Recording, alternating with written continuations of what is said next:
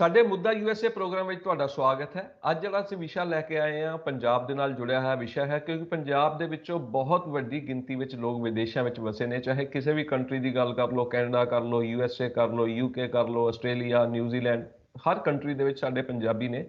ਔਰ ਪੰਜਾਬੀਆਂ ਦੀ ਹਮੇਸ਼ਾ ਮੰਗ ਇਹ ਰਹੀ ਹੈ ਕਿ ਜ਼ਿਆਦਾ ਤੋਂ ਜ਼ਿਆਦਾ ਡਾਇਰੈਕਟ ਫਲਾਈਟਸ ਜਿਹੜੀਆਂ ਉਹ ਪੰਜਾਬ ਤੋਂ ਸ਼ੁਰੂ ਕੀਤੀਆਂ ਜਾਣ। ਇਹਦੇ ਵਾਸਤੇ ਇਨੀਸ਼ੀਏਟਿਵ ਜਿਹੜਾ ਲਿੱਤਾ ਸੀਗਾ ਫਲਾਈ ਅੰਮ੍ਰਿਤਸਰ ਇਨੀਸ਼ੀਏਟਿਵ ਦੇ ਜਿਹੜੇ ਆ ਸਮੀਪ ਸਿੰਘ ਗੁਮਟਾਲਾ, ਜਿਹੜੇ ਕਿ ਗਲੋਬਲ ਕਨਵੀਨਰ ਨੇ ਇਸ ਜਥੇਬੰਦੀ ਦੇ, ਉਹਨਾਂ ਨੇ ਇਨੀਸ਼ੀਏਟਿਵ ਲਿੱਤਾ ਸੀ ਕਿ ਅੰਮ੍ਰਿਤਸਰ ਤੋਂ ਵੱਧ ਫਲਾਈਟਸ ਕਿਵੇਂ ਸ਼ੁਰੂ ਕੀਤੀਆਂ ਜਾਣ। ਔਰ ਲਗਾਤਾਰ ਉਹ ਜਿਹੜੀਆਂ ਫਲਾਈਂਗ ਕੰਪਨੀਜ਼ ਆ, 에ਅਰਲਾਈਨਸ ਦੇ ਨਾਲ ਇਨ ਟੱਚ ਵੀ ਰਹੇ ਨੇ। ਅੱਜ ਸਾਡੇ ਨਾਲ ਉਹੀ ਜੁੜੇ ਹੋਏ ਨੇ। ਇਹਨਾਂ ਨੇ ਇਸੇ ਹੀ ਵਿਸ਼ੇ ਤੇ ਆਪ ਗੱਲ ਕਰਾਂਗੇ ਕਿ ਅੰਮ੍ਰਿਤਸਰ ਹਵਾਈ ਅੱਡੇ ਦੇ ਕਿਹੜੀਆਂ ਫਲਾਈਟ ਸ਼ੁਰੂ ਕੀਤੀਆਂ ਜਾ ਸਕਦੀਆਂ ਨੇ, ਜਾਂ ਕਿਹੜੀਆਂ 에ਅਰਲਾਈਨ ਇਨੀਸ਼ੀਏਟਿਵ ਲੈ ਰਹੀਆਂ ਨੇ, ਜਾਂ ਇਹਨਾਂ ਵੱਲੋਂ ਕਿਹੜੇ ਤਰੀਕੇ ਦੇ ਇਨੀਸ਼ੀਏਟਿਵ ਲਏ ਜਾ ਰਹੇ ਨੇ। ਗੁਮਟਾਲਾ ਜੀ, ਤੁਹਾਡਾ ਬਹੁਤ-ਬਹੁਤ ਸਵਾਗਤ ਹੈ ਸਾਡੇ ਪ੍ਰੋਗਰਾਮ ਦੇ ਵਿੱਚ, ਔਰ ਟਾਈਮ ਕੱਢਣ ਦੇ ਲਈ ਬਹੁਤ-ਬਹੁਤ ਤੁਹਾਡਾ ਸਵਾਗਤ ਹੈ, ਧੰਨਵਾਦ ਵੀ ਹੈ।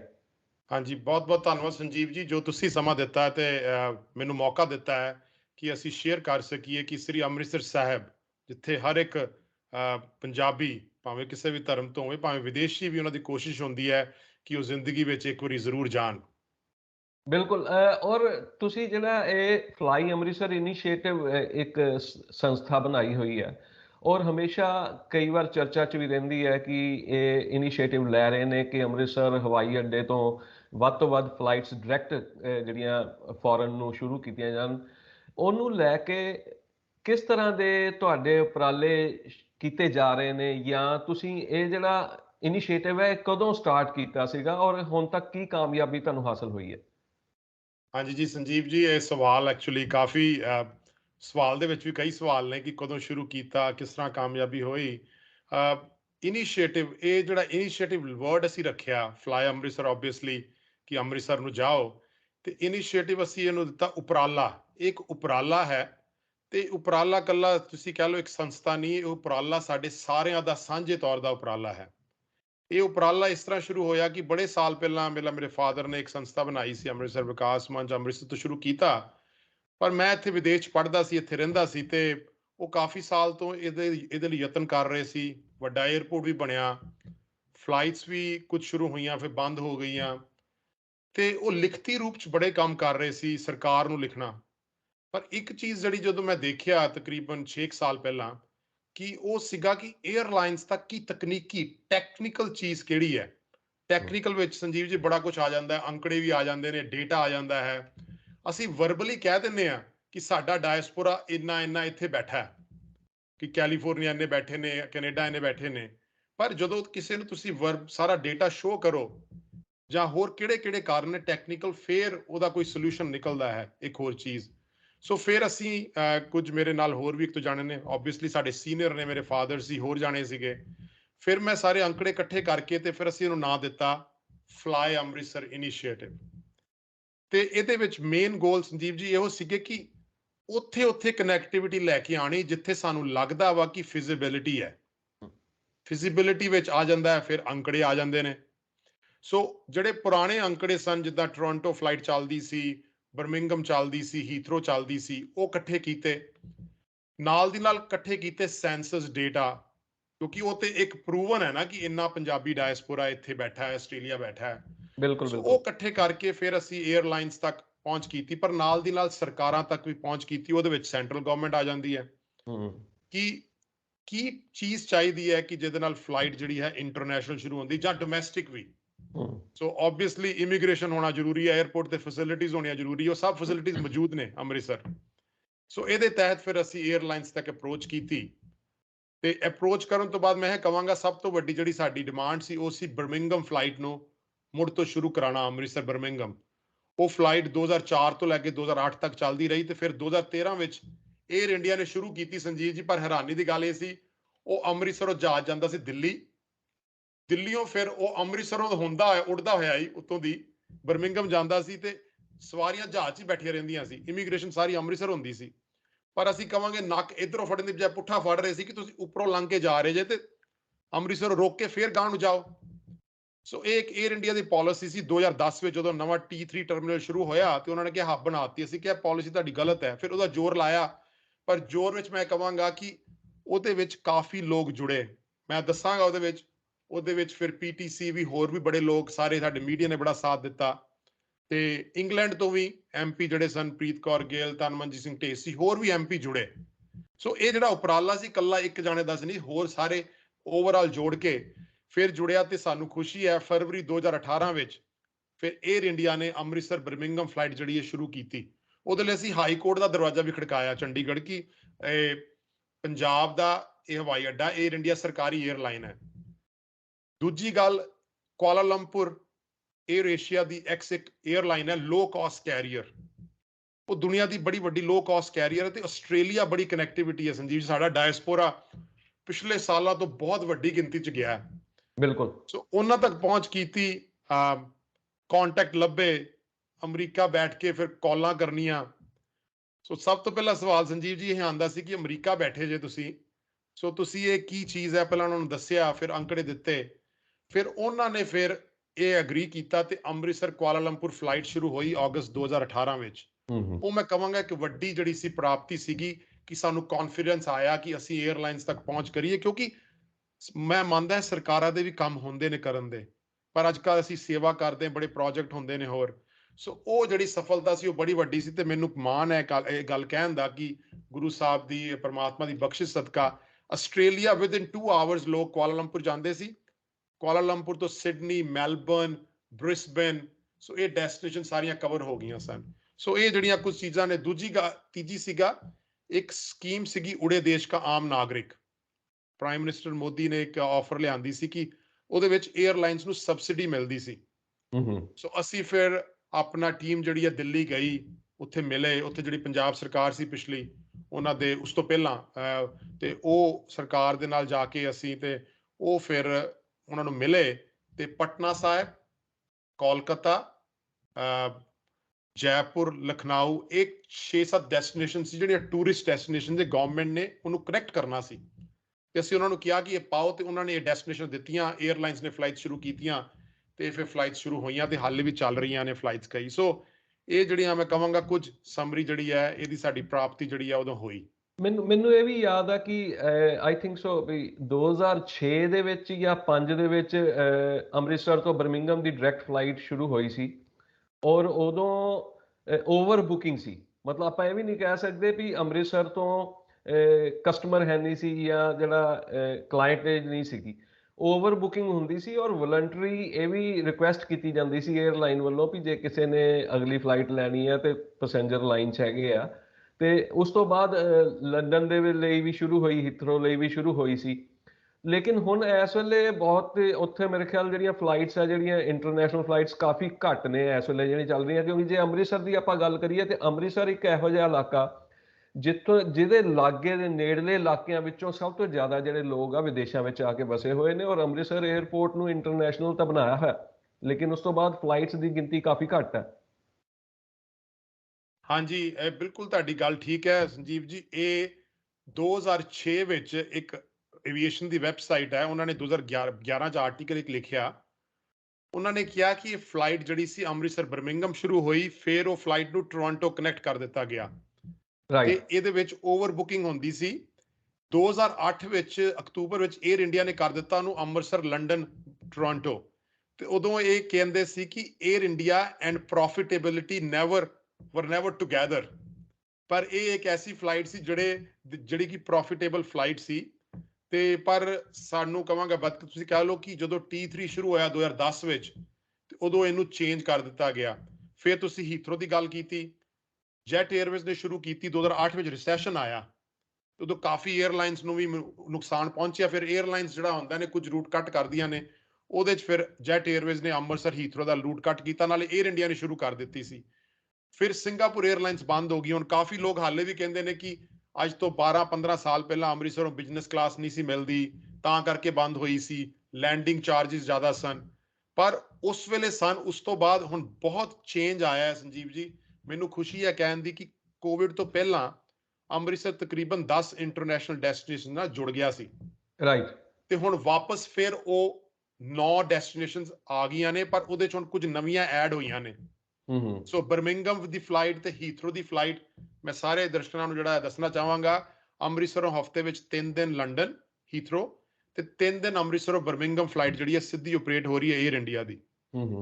ਤੇ ਨਾਲ ਹੀ ਅੰਮ੍ਰਿਤਸਰ ਦੋਹਾ ਕਤਰ 에ਅਰਵੇਜ਼, ਜਿਹਦੇ ਨਾਲ ਅਸੀਂ ਸਾਰੇ ਅਮਰੀਕਾ ਦੀਆਂ ਤਕਰੀਬਨ 11 ਡੈਸਟੀਨੇਸ਼ਨਸ ਨੇ, ਜਿੱਥੇ ਸਿਰਫ 2 ਘੰਟੇ ਰੁਕ ਕੇ ਅਸੀਂ ਕਤਰ 에ਅਰਵੇਜ਼ ਤੇ ਅਮਰੀਕਨ ਜਿਹੜੀਆਂ north American destination, even Canada ਦੇ ਮੌਂਟਰੀਅਲ, ਉੱਥੇ ਵੀ ਆਪਾਂ ਪਹੁੰਚ ਸਕਦੇ ਹਾਂ ਥਰੂ ਕਤਰ 에ਅਰਵੇਜ਼। ਬਟ ਲੋਕਾਂ ਨੂੰ ਟਿਕਟਾਂ ਨਹੀਂ ਮਿਲਦੀਆਂ ਜਿਹੜੀ ਤੁਸੀਂ ਗੱਲ ਕਰ ਰਹੇ ਜੇ ਨਾ, ਕਿਉਂਕਿ ਇੱਕੋ 에ਅਰਲਾਈਨ ਹੈ, 200 ਸਵਾਰੀਆਂ ਦਾ ਜਹਾਜ਼ ਹੈ। ਔਰ ਦੂਜੀ ਗੱਲ 에ਅਰ ਇੰਡੀਆ ਦੀ ਜੇ ਮੈਂ ਗੱਲ ਕਰਾਂ ਤੇ ਜੇ ਆਪਾਂ ਯੂਐਸਏ ਨਾਲ ਇਹਨੂੰ ਡਾਇਰੈਕਟ ਫਲਾਈਟਸ ਦੀ ਗੱਲ ਕਰੀਏ, ਕਿਉਂਕਿ ਲੋਕ ਇਹੀ ਚਾਹੁੰਦੇ ਨੇ ਵੀ 15 ਘੰਟੇ 16 ਘੰਟੇ ਦੇ ਵਿੱਚ ਸਿੱਧਾ ਯੂਐਸ ਤੋਂ ਇੰਡੀਆ ਪਹੁੰਚਿਆ ਜਾਵੇ, ਔਰ ਬਹੁਤ ਵਧੀਆ ਵੀ ਸੀਗਾ। ਉਹ ਮੇਰੇ ਖਿਆਲ 4 ਫਲਾਈਟਾਂ ਹੀ ਆ ਆਈ ਥਿੰਕ ਸੋ, ਵੀ ਇੱਕ ਤਾਂ ਨੇਵਾਰਕ ਹੈ ਜਿਹੜਾ ਹੈਗਾ ਨਿਊ ਜਰਸੀ ਦੇ ਵਿੱਚ, ਦੂਸਰਾ ਮੇਰੇ ਖਿਆਲ JF ਕੈਨੇਡੀ ਹੈ ਜਿਹੜਾ ਨਿਊਯਾਰਕ 'ਚ ਹੈ, ਸੈਨ ਫਰਾਂਸਿਸਕੋ ਆ, ਇੱਕ ਆਈ ਥਿੰਕ ਸੋ ਹੋਰ ਹੈਗਾ ਵਾ ਜਿੱਥੇ ਡਾਇਰੈਕਟ ਫਲਾਈਟਸ 에ਅਰ ਇੰਡੀਆ ਦੀਆਂ ਹੈਗੀਆਂ ਨੇ। ਉਹ ਅੱਗੇ ਉਹਨਾਂ ਨੇ 에ਅਰ ਇੰਡੀਆ ਦੀ ਵੀ ਕਨੈਕਟੀਵਿਟੀ ਸੀਗੀ ਵੀ ਘੰਟੇ ਦਾ ਉੱਥੇ ਸਟੇ ਹੁੰਦਾ ਸੀ, ਦਿੱਲੀ ਜਾਂਦੀ ਸੀ ਫਲਾਈਟ, ਦਿੱਲੀ ਤੋਂ ਸਿੱਧੀ ਅੰਮ੍ਰਿਤਸਰ ਨੂੰ ਕਨੈਕਟ ਕਰ ਦਿੰਦੇ ਸੀ ਤੇ 16-17 ਘੰਟੇ ਦੇ ਵਿੱਚ ਬੰਦਾ ਅੰਮ੍ਰਿਤਸਰ ਪਹੁੰਚ ਸਕਦਾ ਸੀ। ਲੇਕਿਨ ਜਦੋਂ ਤੋਂ ਕੋਵਿਡ ਤੋਂ ਬਾਅਦ ਆਈ ਇਹ ਵੀ ਕਾਫੀ ਇਹਦੇ ਤੇ ਰੋਕ ਲੱਗੀ ਹੋਈ ਹੈ ਵੀ ਮੇਰੇ ਖਿਆਲ ਕਾਫੀ ਉੱਥੇ ਸਟੇ ਹੈਗਾ ਹੁਣ। ਹਾਂਜੀ, ਮੈਂ ਗੱਲ ਅਪਡੇਟ ਕਰ ਦਵਾਂ, ਬਹੁਤ ਸੋਹਣਾ ਪੁਆਇੰਟ ਹੈ। ਐਕਚੁਅਲੀ ਪੀਟੀਸੀ ਦੇ ਜ਼ਰੀਏ ਅਸੀਂ ਕੁਝ ਮਹੀਨੇ ਪਹਿਲਾਂ ਗੱਲ ਕੀਤੀ ਸੀ, ਜਦੋਂ ਆਪਾਂ ਕਿਹਾ ਕਿ ਬਹੁਤ ਲੰਬਾ ਸਟੇ ਹੈ, ਖਾਸ ਕਰਕੇ ਸੈਨ ਫਰਾਂਸਿਸਕੋ ਜਾਣਾ, ਵਾਸ਼ਿੰਗਟਨ DC ਤੋਂ ਫਲਾਈਟ ਹੈ ਜੀ ਉਹਨਾਂ ਦੀ, ਫਿਰ JFK ਤੋਂ ਹੈ, ਨਿਊ ਜਰਸੀ ਤੋਂ ਹੈ। ਸੋ ਇਹ 4 ਡੈਸਟੀਨੇਸ਼ਨ ਤੇ 5ਵੀਂ ਡੈਸਟੀਨੇਸ਼ਨ ਹੈ ਸ਼ਿਕਾਗੋ।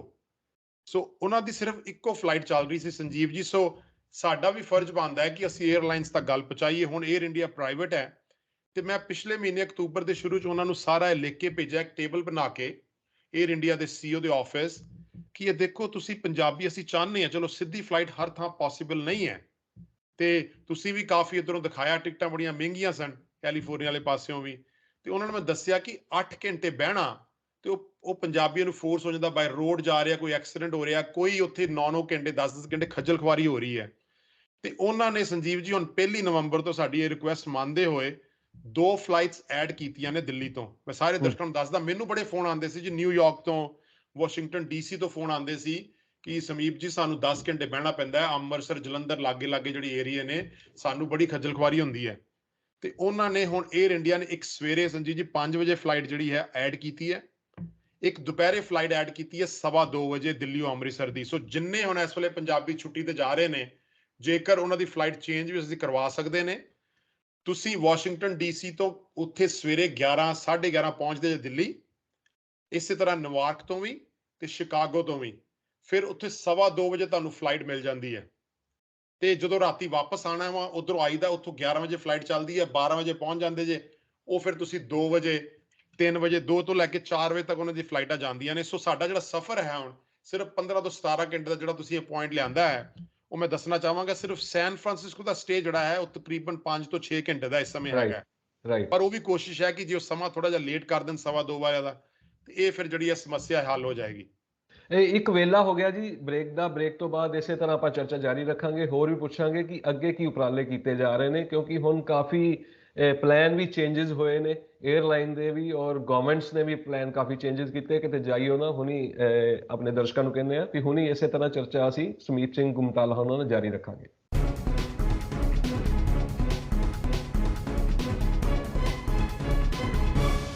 ਬ੍ਰੇਕ ਤੋਂ ਬਾਅਦ ਤੁਹਾਡਾ ਸਵਾਗਤ ਹੈ ਜੀ। ਚਰਚਾ ਚੱਲ ਰਹੀ ਸੀ ਅੰਮ੍ਰਿਤਸਰ ਹਵਾਈ ਅੱਡੇ ਦੇ ਬਾਰੇ, ਅੰਤਰਰਾਸ਼ਟਰੀ ਹਵਾਈ ਅੱਡੇ ਬਾਰੇ, ਕਿ ਉੱਥੋਂ ਵੱਧ ਤੋਂ ਵੱਧ ਫਲਾਈਟਸ ਕਿੱਦਾਂ ਸ਼ੁਰੂ ਹੋ ਸਕਦੀਆਂ, ਇਹਦੇ ਬਾਰੇ ਫਲਾਈ ਅੰਮ੍ਰਿਤਸਰ ਇਨੀਸ਼ੀਏਟਿਵ ਤੋਂ ਸਮੀਪ ਸਿੰਘ ਗੁਮਟਾਲਾ ਹੋਣੀ ਸਾਡੇ ਨਾਲ ਜੁੜੇ ਹੋਏ ਨੇ।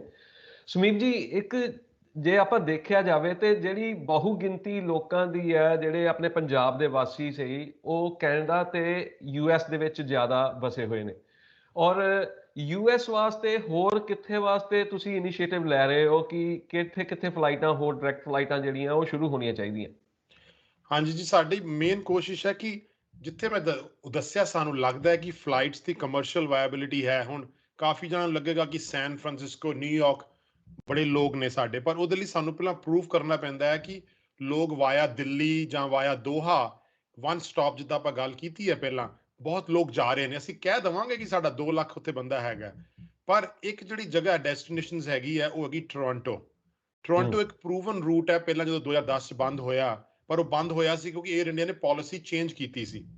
ਸੋ ਇਸੇ ਤਹਿਤ ਸੰਜੀਵ ਜੀ, ਜਦੋਂ ਕੋਵਿਡ ਸ਼ੁਰੂ ਹੋਇਆ ਤਕਰੀਬਨ 40,000 ਕੈਨੇਡੀਅਨਸ ਨੇ ਰਜਿਸਟਰ ਕੀਤਾ ਆਪਣੀ ਐਮਬੈਸੀ ਨਾਲ ਇੰਡੀਆ, ਤੇ 8500 ਕੈਨੇਡੀਅਨ ਜਿਹੜੇ ਨੇ, ਤਕਰੀਬਨ 8000 ਕੈਨੇਡੀਅਨਸ ਅੰਮ੍ਰਿਤਸਰ ਤੋਂ, ਜਿਹੜਾ ਕਿ ਕੈਨੇਡਾ ਸਰਕਾਰ ਨੇ ਸਪੈਸ਼ਲ ਚਾਰਟਰ ਫਲਾਈਟਾਂ ਅਰੇਂਜ ਕਰਾਈਆਂ ਸੀ, 25 ਫਲਾਈਟਾਂ ਉੱਥੋਂ ਆਏ। ਸੋ ਉਸ ਤੋਂ ਬਾਅਦ ਅਸੀਂ ਇਸ ਨੂੰ ਜ਼ੋਰ ਲਾਇਆ ਕਿ ਅੰਮ੍ਰਿਤਸਰੋਂ ਫਲਾਈਟ ਸ਼ੁਰੂ ਹੋਣੀਆਂ ਚਾਹੀਦੀਆਂ ਨੇ, ਤੇ ਇਸ ਤਹਿਤ ਜਨਵਰੀ 'ਚ ਇੱਕ ਪਹਿਲਾਂ ਪਟੀਸ਼ਨ ਪਾਈ, ਸਾਰੇ ਟੀਮ ਮੈਂਬਰ ਨੇ ਉੱਥੇ ਸਰੀ ਵਿੱਚ, ਮੋਹਿਤ ਅੰਜੂ ਉਹਨਾਂ ਨੇ ਪਾਈ, ਤੇ ਉਹਨੂੰ ਇੱਕ ਐਮਪੀ ਨੇ ਸਪਾਂਸਰ ਕੀਤਾ ਐਬਟਸਫੋਰਡ ਤੋਂ। ਫਿਰ ਪਾਰਲੀਮੈਂਟ 'ਚ ਮੰਗ ਉੱਠੀ, ਅਪ੍ਰੈਲ ਦੇ ਅਖੀਰ 'ਚ ਗੱਲ ਕੀਤੀ ਗਈ ਕਿ ਗਵਰਨਮੈਂਟ ਵੀ ਐਨਕਰੇਜ ਕਰੇ। ਆਈ ਮੀਨ ਓਬਵੀਅਸਲੀ ਸਾਰੇ ਗੱਲ ਕਰਨਗੇ, ਸੁਣਨ ਵਾਲੇ ਵੀ ਕਹਿਣਗੇ 에ਅਰਲਾਈਨਸ ਪ੍ਰਾਈਵੇਟ ਨੇ, ਗਵਰਨਮੈਂਟ ਫੋਰਸ ਨਹੀਂ ਕਰ ਸਕਦੀ, but they can always encourage and propose to the airlines. ਤੇ ਇਸੇ ਤਹਿਤ ਮਈ ਦੇ ਪਹਿਲੇ ਹਫਤੇ ਮੈਨੂੰ ਖੁਸ਼ੀ ਹੈ ਕਿ ਕੈਨੇਡਾ ਦੇ ਟਰਾਂਸਪੋਰਟ ਮਿਨਿਸਟਰ ਐਲ ਗੈਬਰਾ, ਉਦੋਂ ਇੰਡੀਆ ਦੇ ਮੰਤਰੀ ਆਏ ਸਨ, ਸਿੰਧੀਆ ਜੀ, ਇਹਨਾਂ ਦੀ ਮੀਟਿੰਗ ਹੋਈ ਹਵਾਈ ਸਮਝੌਤੇ ਚੇਂਜ ਕਰਨ ਸੰਬੰਧੀ। ਉੱਥੇ ਵੀ ਇਹ ਗੱਲ ਉੱਠੀ ਕਿ ਡਿਮਾਂਡ ਬੜੀ ਹੈ ਅੰਮ੍ਰਿਤਸਰ ਨੂੰ, ਤੇ ਜੇਕਰ 에ਅਰ ਇੰਡੀਆ ਜਾਂ ਕੋਈ ਹੋਰ ਅਸੀਂ ਇਹਨੂੰ ਕਰਕੇ ਸਮੱਸਿਆ ਨੂੰ ਹੱਲ ਕੀਤਾ ਜਾਵੇ। ਸਾਡੀ ਮੀਟਿੰਗ ਹੋਈ 에ਅਰ ਕੈਨੇਡਾ ਦੇ ਨਾਲ, ਉਹਨਾਂ ਨੂੰ ਅੰਕੜੇ ਦਿੱਤੇ, ਤੇ ਉਹਨਾਂ ਨੇ ਕਿਹਾ ਕਿ ਸਟੱਡੀ ਕਰਾਂਗੇ। ਸੋ ਇਹ ਗੱਲ ਜਿਹੜੀ ਹੈ ਉਹ ਉੱਥੇ ਰੁਕੀ ਹੋਈ ਹੈ। ਪਰ ਜਿਹੜੀ ਤੁਹਾਡੀ ਗੱਲ ਹੈ ਕਿ ਕਿੱਥੋਂ ਕਿੱਥੋਂ ਫਲਾਈਟਸ ਦੀ ਕੋਸ਼ਿਸ਼ ਤੇ ਹੈ ਕਿ ਸੈਨ ਫਰਾਂਸਿਸਕੋ ਸਾਰੇ ਇੱਕ ਕਨਵੀਨੀਐਂਟਲੀ ਜੁੜਨ, ਤੇ ਪਰ ਮੈਂ ਦੱਸਣਾ ਚਾਹਾਂਗਾ ਕਿ ਬੜੇ ਸਾਲ ਪਹਿਲਾਂ ਜਦੋਂ ਮੈਂ ਅਮਰੀਕਾ ਸੀ ਸੰਜੀਵ ਜੀ, ਇੱਥੇ ਡਿਟਰੋਇਟ ਸਾਡੇ ਲਾਗੇ ਹੈ, ਤੇ ਹੋਰ ਵੀ ਇੱਥੋਂ 에ਅਰ ਕੈਨੇਡਾ ਦੀਆਂ ਫਲਾਈਟਸ ਚੱਲਦੀਆਂ ਨੇ, ਤੇ 에ਅਰ ਕੈਨੇਡਾ ਤੇ 에ਅਰ ਇੰਡੀਆ, ਸਟਾਰ ਅਲਾਈਅੰਸ ਹੈ, 에ਅਰ ਕੈਨੇਡਾ ਵਿਕੋ ਅਲਾਈਅੰਸ ਦੇ ਨੇ। ਕਾਫੀ ਲੋਕ ਜਦੋਂ ਟੋਰਾਂਟੋ ਅੰਮ੍ਰਿਤਸਰ ਫਲਾਈਟ ਸ਼ੁਰੂ ਹੋਏਗੀ ਜਾਂ ਵੈਨਕੂਵਰ ਅੰਮ੍ਰਿਤਸਰ ਜੇ ਹੋਈ, ਤੇ ਉਹ ਅਮਰੀਕਾ ਤੋਂ ਵੀ ਉੱਥੇ ਜਾ ਕੇ ਸਿੱਧਾ ਅੰਮ੍ਰਿਤਸਰ ਜਾ ਸਕਣਗੇ। ਸੋ ਇਹ ਸਾਡਾ ਜਿਹੜੀ ਕੋਸ਼ਿਸ਼ ਹੈ, ਇਹ ਜਿਹੜੀ ਸਾਡੀ ਕੋਸ਼ਿਸ਼ ਹੈ ਚੱਲ ਰਹੀ ਹੈ। ਔਰ ਦੂਸਰਾ, ਹੁਣ ਤਾਂ ਸਮਝੌਤੇ ਵੀ ਹੋਏ ਆ ਕੈਨੇਡਾ ਔਰ ਇੰਡੀਆ ਦੇ ਵਿੱਚ 에ਅਰਲਾਈਨਸ ਨੂੰ ਲੈ ਕੇ। ਇਹ ਸਮਝੌਤੇ ਕੀ ਨੇ ਔਰ ਕਿਸ ਤਰ੍ਹਾਂ ਦਾ ਇਹਦਾ ਅਸਰ ਦੇਖਣ ਨੂੰ ਮਿਲ ਰਿਹਾ, ਕਿੱਦਾਂ ਪੋਜ਼ਿਟਿਵ ਰਿਸਪੌਂਸ ਆ ਰਿਹਾ, ਕੀ ਹੈਗਾ ਇਹਦਾ? ਹਾਂਜੀ ਜੀ, ਜਦੋਂ ਇਹ ਸਮਝੌਤੇ ਹੋਏ ਕੁਝ ਦਿਨ ਪਹਿਲਾਂ, ਤੇ ਕਾਫੀ ਲੋਕਾਂ ਨੇ ਦੇਖਿਆ ਕਿ ਇੰਡੀਆ ਦੀਆਂ 에ਅਰਲਾਈਨਸ ਸਿਰਫ 35 ਫਲਾਈਟਾਂ ਹਫ਼ਤੇ ਦੀਆਂ ਲਿਆ ਸਕਦੀ ਸੀ ਕੈਨੇਡਾ, ਤੇ ਕੈਨੇਡੀਅਨ 에ਅਰਲਾਈਨਸ ਵੀ ਜਿਹੜੇ ਸਨ 6 airport plus any 6 에ਅਰਪੋਰਟਸ they can select, ਉੱਥੇ 35 ਫਲਾਈਟਾਂ ਲੈ ਕੇ ਜਾ ਸਕਦੇ। ਇਸ ਸਮੇਂ ਉਹ 14 ਫਲਾਈਟਾਂ ਲੈ ਕੇ ਜਾ ਰਹੇ ਸੀ, ਦੋਵੇਂ 에ਅਰਲਾਈਨਸ ਅੱਧੀਆਂ ਵੀ ਨਹੀਂ ਲੈ ਕੇ ਜਾ ਰਹੇ ਸੀ। ਖੈਰ, ਹੁਣ ਉਹਨਾਂ ਨੇ ਕਰ ਦਿੱਤਾ ਜਿੰਨੀਆਂ ਮਰਜ਼ੀ ਲੈ ਕੇ ਜਾਣਗੇ। ਪਰ ਇੱਕ ਗੱਲ ਜਦੋਂ ਪੰਜਾਬੀਆਂ ਨੇ ਥੱਲੇ ਜਿਹੜਾ ਡੀਟੇਲ ਪੜ੍ਹੀ, ਉਹ 'ਚ ਲਿਖਿਆ ਆਇਆ ਕਿ ਕੈਨੇਡੀਅਨ ਕੈਰੀਅਰਸ ਸਿਰਫ 6 ਹਵਾਈ ਅੱਡਿਆਂ ਤੇ ਜਾ ਸਕਦੇ ਨੇ ਇੰਡੀਆ ਦੇ, ਕੋਲਕਾਤਾ, ਦਿੱਲੀ, ਮੁੰਬਈ, ਚੇਨਈ, ਹੈਦਰਾਬਾਦ ਤੇ ਬੰਗਲੌਰ। ਉਹ ਡੈਸਟੀਨੇਸ਼ਨ ਜਿਹੜੇ ਕਿ ਡਾਇਸਪੋਰਾ ਉਹਨਾਂ ਦਾ ਹੈ ਹੀ ਨਹੀਂ ਕੈਨੇਡਾ ਵਿੱਚ, ਤੇ ਉਹਨਾਂ ਨੂੰ, ਪੰਜਾਬੀਆਂ ਨੂੰ ਬੜੀ ਨਮੋਸ਼ੀ ਹੋਈ ਕਿ ਇਹਦੇ 'ਚ ਅੰਮ੍ਰਿਤਸਰ ਜਾਂ ਚੰਡੀਗੜ੍ਹ ਦੋਵਾਂ ਦਾ ਨਾਂ ਨਹੀਂ ਹੈਗਾ। ਸੋ ਇਹ ਜਿਹੜਾ ਡਾਇਸਪੋਰਾ ਨੂੰ ਜਦੋਂ ਸਾਰੀ ਅਸਲੀਅਤ ਪਤਾ ਲੱਗੀ, ਨਾਲ ਦੀ ਨਾਲ ਨੂੰ ਪਤਾ ਲੱਗਾ ਕਿ ਹਵਾਈ ਸਮਝੌਤੇ ਬੜੀ ਇੰਪੋਰਟੈਂਟ ਹੁੰਦੇ ਨੇ। ਇਹ ਨਹੀਂ ਕਿ 에ਅਰਪੋਰਟ ਸ਼ੁਰੂ ਹੋ ਗਿਆ ਤੇ ਫਲਾਈਟ ਸ਼ੁਰੂ ਹੋ ਜਾਣਗੀਆਂ। ਸੋ ਉਹਦਾ ਜਿਹੜੀ ਪੰਜਾਬੀਆਂ 'ਚ ਬਹੁਤ ਵੱਡੀ ਨਮੋਸ਼ੀ ਹੋਈ ਹੈ। ਸਿਰਫ ਕੈਨੇਡੀਅਨਸ ਨਹੀਂ, ਅਮਰੀਕਾ ਵਿੱਚ ਵੀ ਨਮੋਸ਼ੀ ਹੋਈ ਹੈ, ਕਿਉਂਕਿ ਇੱਕ ਆਸ ਬੱਝੀ ਸੀ ਕਿ 에ਅਰ ਇੰਡੀਆ ਨਾ ਸ਼ੁਰੂ ਕਰੇ ਤੇ 에ਅਰ ਕੈਨੇਡਾ ਜਾਂ ਸ਼ਾਇਦ ਸ਼ੁਰੂ ਕਰ ਦੇਵੇ। ਸੋ ਹੁਣ ਸਿਰਫ 에ਅਰ ਇੰਡੀਆ ਜਾਂ ਹੋਰ ਇੰਡੀਅਨ ਕੈਰੀਅਰਸ ਨੇ, ਉਹ ਭਾਰਤ ਦੇ ਕਿਸੇ ਵੀ ਹਵਾਈ ਅੱਡੇ ਤੋਂ ਕੈਨੇਡਾ ਦੇ 4 ਹਵਾਈ ਅੱਡਿਆਂ ਵਿੱਚ, ਟੋਰਾਂਟੋ, ਵੈਨਕੂਵਰ ਵੀ ਹੈਗੇ ਨੇ, ਫਲਾਈਟਸ ਲਿਆ ਸਕਦੇ ਨੇ, ਪਲੱਸ ਐਡੀਸ਼ਨਲ 2। ਸੋ ਹੁਣ ਸਿਰਫ ਸਾਡਾ ਜਿਹੜਾ ਅਸੀਂ ਕਹਾਂਗੇ ਨਿਰਭਰ ਅਸੀਂ ਹੈਗੇ ਆ, ਹੁਣ ਸਿਰਫ ਇੰਡੀਅਨ ਕੈਰੀਅਰਸ ਤੇ ਨਿਰਭਰ ਆ। ਤੇ ਉਹਦੇ ਲਈ ਪੰਜਾਬੀਆਂ ਵਿੱਚ ਕਾਫੀ, ਉੱਥੇ ਕੈਨੇਡਾ ਵਿੱਚ ਵੀ ਉਹਨਾਂ ਨੇ ਆਪਣੇ ਪੰਜਾਬੀ ਐਮਪੀਸ ਤੱਕ ਵੀ ਪਹੁੰਚ ਕੀਤੀ ਹੈ ਕਿ ਬਰੰਪਟਨ, ਟੋਰਾਂਟੋ ਦੇ ਲਾਗੇ ਸਾਰੇ ਪੰਜਾਬੀ ਐਮਪੀ ਨੇ, ਕਿਉਂ ਨਹੀਂ ਸਰਕਾਰ ਵੱਲੋਂ, ਭਾਵੇਂ ਦੋਵਾਂ ਸਰਕਾਰਾਂ ਵੱਲੋਂ, ਕਿਉਂ ਨਹੀਂ ਅੰਮ੍ਰਿਤਸਰ ਨੂੰ ਐਡ ਕੀਤਾ ਗਿਆ ਕਿ ਇੱਕ ਆਪਸ਼ਨ ਹੋਵੇ। ਸੋ ਇਹ ਮੈਂ ਕਹਾਂਗਾ ਕਿ ਸਾਨੂੰ ਥੋੜਾ ਸੈਟਬੈਕ ਲੱਗਾ ਵਾ, ਤੇ ਸਾਡੀ ਹੁਣ ਉਮੀਦਾਂ ਜਿਹੜੀਆਂ ਨੇ ਹੁਣ 에ਅਰ ਇੰਡੀਆ ਤੇ ਨੇ ਬਸ। ਕੀ ਤੁਸੀਂ ਇਸ ਮਾਮਲੇ ਦੇ ਵਿੱਚ 에ਅਰ ਇੰਡੀਆ ਜਾਂ ਹੋਰ 에ਅਰਲਾਈਨਸ ਨਾਲ ਕੰਟੈਕਟ ਕੀਤਾ ਹੈ ਕਿ ਜਾਂ ਕੋਈ ਉਹਨਾਂ ਨੂੰ ਆਪਣੀ ਰਿਕੁਐਸਟ ਦੱਸੀ ਹੈ? ਹਾਂਜੀ, ਮੈਂ ਜਿਸ ਤਰ੍ਹਾਂ ਦੱਸਿਆ ਕਿ ਨਵੰਬਰ ਦੀ ਜਿਹੜੀ ਫਲਾਈਟਸ ਮੈਂ ਦਿੱਲੀ ਅੰਮ੍ਰਿਤਸਰ ਲਿਖਿਆ ਸੀਗਾ, ਤੇ ਮੈਂ ਸੀਓ ਆਫਿਸ ਨੂੰ ਲਿਖਿਆ ਸੀਗਾ ਕਿ ਆਹ ਸਾਡੇ ਅੰਕੜੇ ਨੇ, ਇਹ ਹੁਣ 에ਅਰ ਇੰਡੀਆ ਐਕਸਪੈਂਡ ਕਰ ਰਹੀ ਹੈ ਨਾਰਥ ਅਮਰੀਕਾ। ਉਹਨਾਂ ਨੇ ਜੀ 에ਅਰ ਇੰਡੀਆ ਨੇ ਹੁਣ Bangalore, San Francisco, Bombay, San Francisco, Bombay, New York, ਇਹ ਫਲਾਈਟਸ ਐਡ ਕੀਤੀਆਂ। ਨਾਲ ਉਹਨਾਂ ਨੇ ਅੰਮ੍ਰਿਤਸਰੋਂ ਬੰਬੇ ਫਲਾਈਟ ਚਲਾ ਰਹੇ ਨੇ 7 ਦਿਨ। ਸੋ ਉਹਨਾਂ ਦਾ ਟਾਰਗੇਟ ਹੈ ਕਿ ਮੁੰਬਈ ਤੋਂ ਵੀ ਕਨੈਕਟ ਹੋਵੇ ਅੰਮ੍ਰਿਤਸਰ ਤੇ ਚੰਡੀਗੜ੍ਹ ਵੀ। ਤੇ ਪਰ ਮੈਂ ਉਹਨਾਂ ਨੂੰ ਲਿਖਿਆ ਸੀਗਾ ਕਿ ਟੋਰਾਂਟੋ ਉਹਨਾਂ ਨੂੰ ਚਾਹੀਦਾ, ਉੱਤੋਂ ਹੀ ਉੱਡ ਕੇ ਆ ਰਹੇ ਨੇ, ਤੇ ਸਾਨੂੰ ਕੁਝ ਫਲਾਈਟਸ ਦੇਣੀਆਂ ਚਾਹੀਦੀਆਂ। ਤੇ ਉਹਨਾਂ ਨੇ ਮੈਨੂੰ ਲਿਖਿਆ ਸੀ ਜਵਾਬ 'ਚ ਕਿ ਸਾਡੇ ਕੋਲ ਨਵੇਂ 에ਅਰਕ੍ਰਾਫਟ ਜਿਹੜੇ ਨੇ ਹੁਣ ਅਗਲੇ ਸਾਲ ਆਉਣੇ ਨੇ, ਤੇ ਅਸੀਂ ਇਹ ਜਿਹੜਾ ਰੂਟ ਹੈ ਉਹ ਜ਼ਰੂਰ ਡਿਸਕਸ ਕਰਕੇ, ਸਟੱਡੀ ਕਰਕੇ, ਤੇ ਪ੍ਰਪੋਜ਼ਲ ਜ਼ਰੂਰ ਆਪਣੀ ਮੈਨੇਜਮੈਂਟ ਜਾਂ ਉੱਪਰ ਜਾਂ ਜ਼ਰੂਰ ਅਸੀਂ ਡਿਸਕਸ ਕਰਾਂਗੇ। ਇਹ ਉਹਨਾਂ ਦਾ ਜਵਾਬ ਆਇਆ। ਮੈਂ ਕਹਾਂਗਾ ਇਹ ਟਿਪੀਕਲ ਕਈ ਵਾਰੀ ਜਵਾਬ ਵੀ ਹੁੰਦਾ, ਪਰ ਉਹਨਾਂ ਨੇ ਸਿੱਧਾ ਨਾ ਨਹੀਂ ਕੀਤਾ ਕਿ ਵਾਇਬਿਲਿਟੀ ਨਹੀਂ ਹੈ, which is a positive response. Right. So ਮੈਨੂੰ ਔਰ ਆਸ ਹੈ ਦੂਸਰਾ ਕਿ ਜੇ ਇਹਦਾ ਅਸੀਂ ਆਪਾਂ ਲਗਾਤਾਰ ਅੰਮ੍ਰਿਤਸਰ ਦੀ ਗੱਲ ਕਰਦੇ ਪਏ ਆ, ਚੰਡੀਗੜ੍ਹ ਵੀ ਬੜਾ ਇੱਕ ਇੰਪੋਰਟੈਂਟ ਜਿਹੜਾ ਡੈਸਟੀਨੇਸ਼ਨ ਹੈ, ਕਿਉਂਕਿ ਹੁਣ ਉਹਦੇ ਆਸ-ਪਾਸ ਦੇ ਵੀ ਬਹੁਤ ਇਲਾਕਿਆਂ 'ਚੋਂ ਲੋਕ ਸਾਡੇ ਵਿਦੇਸ਼ਾਂ ਵਿੱਚ ਆਏ ਹੋਏ ਨੇ, ਔਰ ਉਹ ਲੱਭਦੇ ਨੇ ਕਿ ਸਾਨੂੰ ਚੰਡੀਗੜ੍ਹ ਦੀਆਂ ਵੀ ਫਲਾਈਟਸ ਮਿਲਣ, ਤੇ ਉਹਦੇ ਵਾਸਤੇ ਵੀ ਕੋਈ ਫਲਾਈ ਅੰਮ੍ਰਿਤਸਰ ਇਨੀਸ਼ੀਏਟਿਵ ਵੱਲੋਂ ਉਪਰਾਲੇ ਕੀਤੇ ਜਾਂਦੇ ਨੇ। ਯਾ ਸੰਜੀਵ ਜੀ, ਚੰਡੀਗੜ੍ਹ ਐਕਚੁਅਲੀ ਹੁਣੇ 2019 ਵਿੱਚ 20 ਵਿੱਚ ਉਹਨਾਂ ਦਾ ਰਨਵੇ ਵੱਡਾ ਹੋਇਆ ਹੈ। ਹੂੰ। ਪਹਿਲਾਂ ਉੱਥੇ ਰਨਵੇ ਵੱਡਾ ਨਹੀਂ ਸੀ ਹੈਗਾ, ਸਿਰਫ ਸ਼ਾਰਟ ਹੋਲ ਛੋਟੇ ਜਹਾਜ਼ ਜਿਹੜੇ ਸਨ ਉਹ ਲੈਂਡ ਕਰ ਸਕਦੇ ਸਨ। ਸੋ ਚੰਡੀਗੜ੍ਹ ਦੀ ਵੀ ਕਾਫੀ ਡਿਮਾਂਡ ਆ ਰਹੀ, ਪਰ ਅਸੀਂ ਮੇਨਲੀ ਫੋਕਸ ਸਾਡਾ ਪਹਿਲਾਂ ਕਿ ਅੰਮ੍ਰਿਤਸਰ ਪਹਿਲਾਂ ਸੈਚੂਰੇਟ ਹੋ ਜਾਏ, ਪਹਿਲਾਂ ਜਿਹੜੀ ਮਾਰਕੀਟ ਹੈ ਉਹ ਪ੍ਰੂਵਨ ਕੀਤੀ ਹੋਈ ਹੈ। ਹੂੰ। ਚੰਡੀਗੜ੍ਹ ਮੇਰੇ ਹਿਸਾਬ ਨਾਲ, ਇਹ ਮੇਰਾ ਪਰਸਨਲ ਹੈ, ਕੋਈ ਇਹ ਨਹੀਂ ਕਿ ਸਾਨੂੰ ਚੰਡੀਗੜ੍ਹ ਅਸੀਂ ਨਹੀਂ ਚਾਹੁੰਦੇ ਫਲਾਈਟਸ ਹੋਣ। ਇੱਕ ਹੁੰਦਾ ਕਿ ਪਹਿਲਾਂ ਤੁਹਾਨੂੰ ਪ੍ਰੂਵਨ ਕਰਨਾ ਪੈਂਦਾ, ਉੱਥੋਂ ਹਾਲੇ ਦੁਬਈ ਦੀ ਫਲਾਈਟ ਚੱਲ ਰਹੀ ਹੈ, ਰਾਈਟ।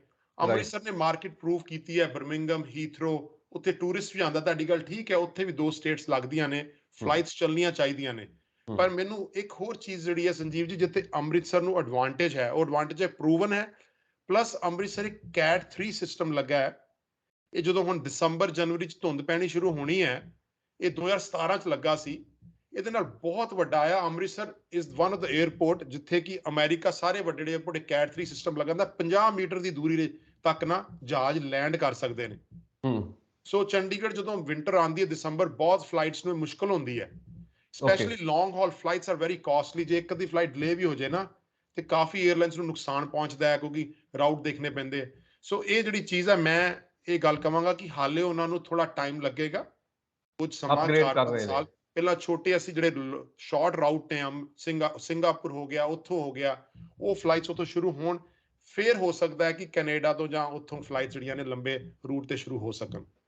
ਬਾਕੀ ਅੰਮ੍ਰਿਤਸਰ ਵੱਲ ਜਿਹੜਾ ਧਿਆਨ ਹੈਗਾ, ਚਾਹੇ ਸਰਕਾਰ ਦਾ ਹੋਣਾ ਚਾਹੀਦਾ, ਕਿਉਂਕਿ ਦਿੱਲੀ ਦਾ ਜਿਹੜਾ 에ਅਰਪੋਰਟ ਜਦੋਂ ਦਾ ਉਹ ਟਰਮੀਨਲ 3 ਬਣਿਆ, ਉਸ ਤੋਂ ਬਾਅਦ ਹੀ ਇੱਕ ਨੋਟ ਕੀਤਾ ਗਿਆ ਕਿ ਉਸ ਤੋਂ ਬਾਅਦ ਹੀ ਫਲਾਈਟਾਂ ਅੰਮ੍ਰਿਤਸਰ ਤੋਂ ਘੱਟ ਕੇ ਸਿੱਧੀਆਂ ਇੰਟਰਨੈਸ਼ਨਲ, ਕਿਉਂਕਿ ਜਿਹੜੀ ਬਰਮਿੰਗਮ ਸੀਗੀ ਜਾਂ ਜਿਹੜੀ ਲੰਡਨ ਸੀ, ਉਹ ਫਿਰ ਇਹਨਾਂ ਨੇ ਵਾਇਆ ਅੰਮ੍ਰਿਤਸਰ ਵਾਇਆ ਦਿੱਲੀ ਫਿਰ ਉਧਰ ਨੂੰ ਜਾਂਦੇ ਸੀ। ਮੈਨੂੰ ਲੱਗਦਾ ਟਰਮੀਨਲ 3 ਬਣਨ ਤੋਂ ਬਾਅਦ ਇਹ ਜਿਹੜਾ ਥੋੜਾ ਜਿਹਾ ਫਰਕ ਪਿਆ, ਜਿਹੜਾ ਇੰਟਰਨੈਸ਼ਨਲ 에ਅਰਪੋਰਟ ਅੰਮ੍ਰਿਤਸਰ ਨੂੰ। ਹਾਂਜੀ, ਬਿਲਕੁਲ ਸਹੀ ਗੱਲ ਹੈ। ਜਦੋਂ ਮੈਂ ਅੰਕੜੇ ਮੈਂ ਵੀ ਜਦੋਂ ਕੰਪਾਈਲ ਕੀਤੇ ਸੰਜੀਵ ਜੀ, ਅੰਤਰਰਾਸ਼ਟਰੀ ਯਾਤਰੀ ਅੰਮ੍ਰਿਤਸਰ ਤੋਂ ਵੱਧ ਸੀ, ਤੇ ਹਾਂ। ਜਿਹੜੇ ਡੋਮੈਸਟਿਕ ਸੀ ਦਿੱਲੀ ਵੱਲ ਉਹ ਘੱਟ ਸੀ। ਹਾਂ। ਜਦੋਂ ਇਹਨਾਂ ਨੇ T3 ਸ਼ੁਰੂ ਹੋਇਆ, ਉਹ ਫਲਿਪ ਹੋ ਗਿਆ, ਇੰਟਰਨੈਸ਼ਨਲ ਇੱਥੇ ਆ ਕੇ ਤੇ ਡੋਮੈਸਟਿਕ ਇੱਥੇ ਪਹੁੰਚ ਗਏ। ਸੋ ਉਹ ਤੋਂ ਹੂੰ। ਸਾਫ਼ ਨਜ਼ਰ ਆ ਰਿਹਾ ਸੀ। ਫਿਰ ਜਿੱਦਾਂ ਖਾਸ ਕਰਕੇ ਲੁਧਿਆਣੇ ਵਾਲੇ ਆ, ਜਿੱਤੇ ਲੰਡਨ ਨੂੰ ਸਿੱਧੀ ਫਲਾਈਟ ਜਾਵੇ, ਉਹ ਲੁਧਿਆਣੇ ਅੰਮ੍ਰਿਤਸਰ ਆ ਜਾਣਗੇ, ਪਰ ਉਸ ਤਰ੍ਹਾਂ ਗੱਲ ਨਹੀਂ ਬਣਦੀ, ਲੁਧਿਆਣੇ ਅੰਮ੍ਰਿਤਸਰ ਆਣ ਫਿਰ ਦਿੱਲੀ ਜਾਣ। ਸੋ ਹੂੰ। ਇਹ ਗੱਲ ਜਿਹੜੀ ਸੀ, ਸਾਨੂੰ 7 ਸਾਲ ਲੱਗ ਗਏ ਇਹ ਗੱਲ ਅਸੀਂ ਸਰਕਾਰਾਂ ਤੱਕ ਪਹੁੰਚਾਉਣ ਲੱਗਿਆ ਕਿ ਤੁਹਾਡੀ ਗੱਲ ਠੀਕ ਹੈ, ਉਹਨੂੰ ਹੱਬ ਬਣਾਓ, ਵੱਡੀ ਹੱਬ ਬਣਾਓ, ਪਰ ਜਿੱਥੇ ਫਿਜ਼ੀਬਿਲਿਟੀ ਹੈਗੀ ਆ, ਉੱਥੇ ਤੁਹਾਨੂੰ ਪ੍ਰੋਫਿਟੇਬਿਲਿਟੀ ਮਿਲਦੀ ਹੈ, ਉਹਨੂੰ ਤੁਸੀਂ ਰੀਜਨਲ 에ਅਰਪੋਰਟ ਨੂੰ ਨਾ ਮਾਰੋ। ਸੋ ਰਾਈਟ। 2018 ਵਿੱਚ ਮੈਂ ਕਹਾਂਗਾ, ਜਦੋਂ ਅਸੀਂ ਇਨੀਸ਼ੀਏਟਿਵ ਕੀਤਾ 2016 ਚ, 2018 ਵਿੱਚ ਅੰਮ੍ਰਿਤਸਰ ਵਾਸ ਦ ਨੰਬਰ 1 ਗਰੋਇੰਗ 에ਅਰਪੋਰਟ ਮੁੜ ਤੋਂ ਇੰਡੀਆ ਵਿੱਚ, ਐਜ਼ ਅ ਪਰਸੈਂਟੇਜ ਵਾਈਜ਼, ਸਵਾਰੀਆਂ ਦੀ ਗਿਣਤੀ ਵਿੱਚ ਨਹੀਂ, ਜਿਹੜਾ ਗਰੋਥ ਹੋਇਆ ਇੱਕ ਸਾਲ ਦੇ ਵਿੱਚ 50% ਗਰੋਥ ਹੋਇਆ ਸੀ। 8 ਲੱਖ ਤੋਂ 16 ਕਿ 18 ਲੱਖ ਤੇ ਸਵਾਰੀਆਂ ਪਹੁੰਚ ਗਈਆਂ, ਤੇ ਹੁਣ ਸਾਡੀ ਸਾਲ ਦੀ ਜਿਹੜੀ ਗਿਣਤੀ ਹੈ ਉਹ ਕੋਵਿਡ ਤੋਂ ਪਹਿਲਾਂ 25 ਲੱਖ ਤੇ ਪਹੁੰਚ ਗਈ ਸੀ। ਹੂੰ। ਸੋ ਉਹਦੇ ਵਿੱਚ ਇੰਟਰਨੈਸ਼ਨਲ ਯਾਤਰੀਆਂ ਦੀ ਗਿਣਤੀ ਵੀ ਵੱਡੀ, 6.5 ਲੱਖ ਕਿ 8 ਲੱਖ ਹੋ ਗਈ ਸੀ ਫਿਰ ਤੋਂ। ਸੋ ਇਹ ਰਾਈਟ। ਜਿਹੜੀਆਂ ਚੀਜ਼ਾਂ ਨੇ, ਫਰਕ ਪੈਂਦਾ ਹੈ। ਕਾਫੀ ਪੰਜਾਬੀਆਂ ਨੇ ਸਪੋਰਟ ਕੀਤੀ, ਨਾਲ ਕਾਫੀ ਮੀਡੀਆ ਜੁੜਿਆ। 2018 ਤੋਂ ਅਸੀਂ ਸਾਰਿਆਂ ਨੂੰ ਦੱਸਣਾ ਸ਼ੁਰੂ ਕੀਤਾ, ਖਾਸ ਕਰਕੇ ਅਮਰੀਕਾ ਵਿੱਚ, ਤੇ ਮੈਂ ਕਹਾਂਗਾ ਉਸ 'ਚ PTC ਦਾ ਬਹੁਤ ਸਾਥ ਰਿਹਾ। ਇੱਥੋਂ ਜਿਹੜੀਆਂ ਰਿਪੋਰਟਸ ਗਈਆਂ ਕਿ ਕਿੱਥੇ ਕਿੱਥੇ ਕਨੈਕਟੀਵਿਟੀ ਹੋ ਰਹੀ ਹੈ, ਖਾਸ ਕਰਕੇ ਨੰਦੇੜ ਦੀ ਫਲਾਈਟ ਜਿਹੜੀ ਸ਼ੁਰੂ ਹੋਈ ਸੀ ਫਿਰ ਬੰਦ ਹੋ ਗਈ ਹੈ। ਹੁਣ ਫਿਰ ਬਹੁਤ, ਮੈਨੂੰ ਅਮਰੀਕਾ ਤੋਂ ਜਦੋਂ ਅਸੀਂ ਨਿਊਜ਼ ਦਿੱਤੀ ਸੀ ਪਿਛਲੇ ਸਾਲ PTC ਤੇ ਕਿ ਨੰਦੇੜ ਦੀ ਫਲਾਈਟ ਬੰਦ ਹੋ ਰਹੀ, ਬਹੁਤ ਹੁਣ ਮੈਸੇਜ ਆ ਰਹੇ ਨੇ।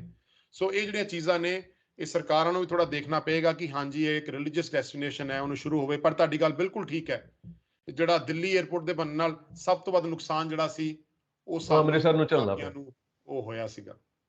ਸੋ ਇਹ ਬਹੁਤ ਵਧੀਆ ਚਰਚਾ ਰਹੀ ਹੈ, ਔਰ ਉਮੀਦ ਹੈ ਸਾਡੇ ਜਿਹੜੇ ਦਰਸ਼ਕ ਆ ਉਹਨਾਂ ਨੂੰ ਕਾਫੀ ਜਾਣਕਾਰੀ ਮਿਲੀ ਹੋਏਗੀ ਫਲਾਈਟਸ ਬਾਰੇ, ਔਰ ਫਿਊਚਰ ਪਲੈਨਿੰਗ ਜਿਹੜੀਆਂ ਹੋ ਰਹੀਆਂ ਨੇ ਜਾਂ ਪ੍ਰਪੋਜ਼ਲਸ ਜਿਹੜੀਆਂ ਨੇ ਉਹਦੇ ਬਾਰੇ ਪਤਾ ਲੱਗਾ ਹੋਏਗਾ। ਔਰ ਉਮੀਦ ਇਹੀ ਕਰਦੇ ਆ ਕਿ ਵੱਧ ਤੋਂ ਵੱਧ ਡਾਇਰੈਕਟ ਫਲਾਈਟਸ ਜਿਹੜੀਆਂ ਵਾ ਉਹ ਸਾਡੇ ਜਿਹੜੇ ਪਸੰਦੀਦਾ ਡੈਸਟੀਨੇਸ਼ਨਸ ਨੇ ਇੰਡੀਆ ਦੇ ਵਿੱਚ ਉੱਥੇ ਸ਼ੁਰੂ ਹੋਣਗੀਆਂ। ਮੈਂ ਸੰਜੀਵ ਔਰ ਇੱਕ ਗੱਲ ਐਡ ਕਰਨੀ ਚਾਹਾਂਗਾ। ਜੀ।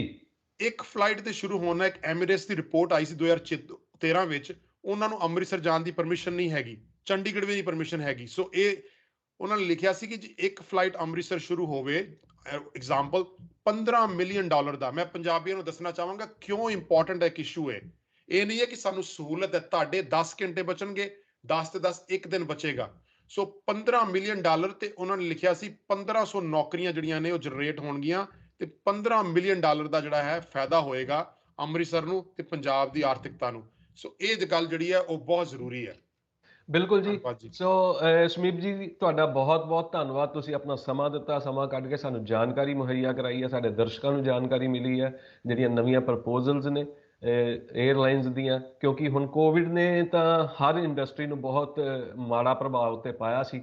ਔਰ ਉਮੀਦ ਇਹ ਕਰਦੇ ਹਾਂ ਕਿ ਬਹੁਤ ਜਲਦੀ ਜਿਹੜੀਆਂ ਡਾਇਰੈਕਟ ਫਲਾਈਟਸ ਹੋਰ ਵਧਣਗੀਆਂ, ਚਾਹੇ ਯੂਐਸ ਹੋਵੇ, ਕੈਨੇਡਾ ਹੋਵੇ ਜਾਂ ਹੋਰ ਕੰਟਰੀਜ਼ ਹੋਣ, ਉੱਥੋਂ ਅੰਮ੍ਰਿਤਸਰ ਨੂੰ ਹੋਰ ਜ਼ਿਆਦਾ ਫਲਾਈਟਸ ਵਧਣਗੀਆਂ। ਉਸ ਤੋਂ ਬਾਅਦ ਚੰਡੀਗੜ੍ਹ ਵੀ ਅਪਗ੍ਰੇਡ ਜਦੋਂ ਹੋ ਜਾਏਗਾ, ਚੰਡੀਗੜ੍ਹ ਨੂੰ ਵੀ ਫਲਾਈਟਸ ਜਾਣੀਆਂ ਸ਼ੁਰੂ ਹੋਣਗੀਆਂ। ਔਰ ਸਾਡੇ ਪੰਜਾਬੀ ਭਰਾਵਾਂ ਨੂੰ ਜਿਹੜੇ ਆ ਜਿਨ੍ਹਾਂ ਦਾ ਮੋਹ ਸਾਡਾ ਪੰਜਾਬ ਨਾਲ ਜੁੜਿਆ ਹੋਇਆ, ਚਾਹੇ ਬਸ ਵਿਦੇਸ਼ਾਂ ਵਿੱਚ ਆ ਕੇ ਗਏ ਨੇ, ਉਹਨਾਂ ਨੂੰ ਇਹਦਾ ਯਕੀਨਨ ਫਾਇਦਾ ਹੋਵੇਗਾ। ਇੱਕ ਵਾਰ ਫਿਰ ਸਾਡੇ ਵੱਲੋਂ ਬਹੁਤ ਬਹੁਤ ਧੰਨਵਾਦ। ਔਰ ਅਸੀਂ ਦਰਸ਼ਕਾਂ ਨੂੰ ਇਹ ਅਪੀਲ ਜ਼ਰੂਰ ਕਰਦੇ ਹਾਂ ਕਿ ਤੁਸੀਂ ਆਪਣੇ ਸੁਝਾਅ ਸਾਨੂੰ ਜ਼ਰੂਰ ਲਿਖ ਭੇਜਿਆ ਕਰੋ, ਕਿਉਂਕਿ ਤੁਹਾਡੇ ਸੁਝਾਅ ਮਿਲਣ ਦੇ ਨਾਲ ਸਾਨੂੰ ਮੌਕਾ ਮਿਲਦਾ ਆਪਣੇ ਆਪ ਸੁਧਾਰ ਕਰਨ ਦਾ। ਔਰ ਜਿਹੜੇ ਕੋਈ ਤੁਸੀਂ ਪੁਆਇੰਟ ਚੱਕਦੇ ਹੋ, ਅਸੀਂ ਉਹਨਾਂ ਦੇ ਉੱਤੇ ਵੀ ਵਿਚਾਰ ਕਰਦੇ ਹਾਂ, ਕਿਉਂਕਿ ਇਹ ਜਿਹੜਾ ਵਾ ਅੰਮ੍ਰਿਤਸਰ ਹਵਾਈ ਅੱਡੇ ਦਾ, ਇਹ ਕਾਫੀ ਲੋਕਾਂ ਨੇ ਸਾਨੂੰ ਕਿਹਾ ਸੀ ਵੀ ਇੱਥੇ ਜ਼ਰੂਰ ਚਰਚਾ ਕਰੋ। ਸੋ ਅੱਜ ਸਮੀਪ ਜੀ ਸਾਡੇ ਨਾਲ ਇਸੇ ਕਰਕੇ ਨੇ।